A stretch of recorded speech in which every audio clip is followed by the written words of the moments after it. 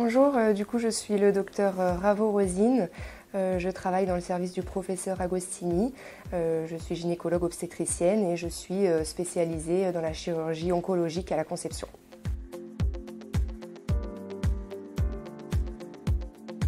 C'est important pour ne pas méconnaître le cancer du sein. Plus le diagnostic est rapide, plus le pronostic sera meilleur. C'est pour ça qu'on va vous parler aujourd'hui de l'autopalpation. Alors déjà, le premier temps, l'autopalpation, c'est de se regarder dans un miroir. Donc voici le mannequin, je vous laisse imaginer un miroir devant vous. Il est très important dans un premier temps de regarder ses seins pour voir s'il y a quelque chose d'inhabituel, c'est-à-dire une rougeur, une déformation cutanée. Donc le premier point très important, c'est vraiment de se regarder dans un miroir. Le deuxième point important, dans le miroir, on peut lever ses bras et rebaisser ses bras. En faisant ce mouvement, on va voir que sur le côté, il peut apparaître, pareil que, comme je disais tout à l'heure, une petite déformation, un petit trou.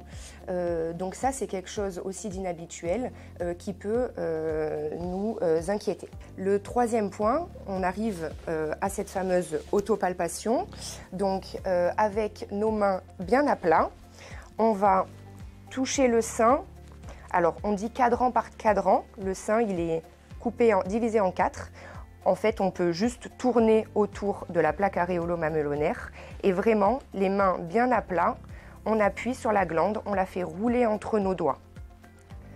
Comme ça, bien, on n'oublie pas l'autre sein et on fait sur les deux seins ce mouvement de rotation, les mains bien à plat, en faisant rouler la glande sous nos doigts.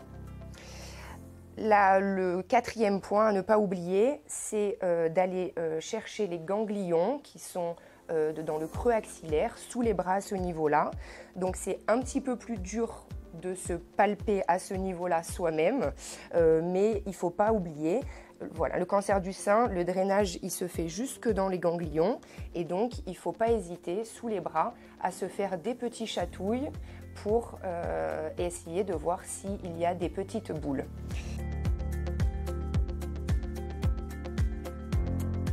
Avec cette palpation, on va rechercher une boule, une masse, une zone qui est plus indurée que les autres.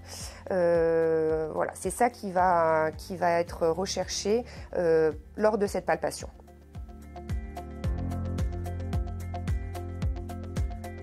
Alors, si on ressent quelque chose d'inhabituel, il faut rapidement consulter soit son médecin traitant, soit son gynécologue ou sa sage-femme, afin que lui fasse un examen mammaire plus poussé et qu'il puisse vous prescrire une ordonnance pour réaliser une mammographie et une échographie bilatérale en urgence.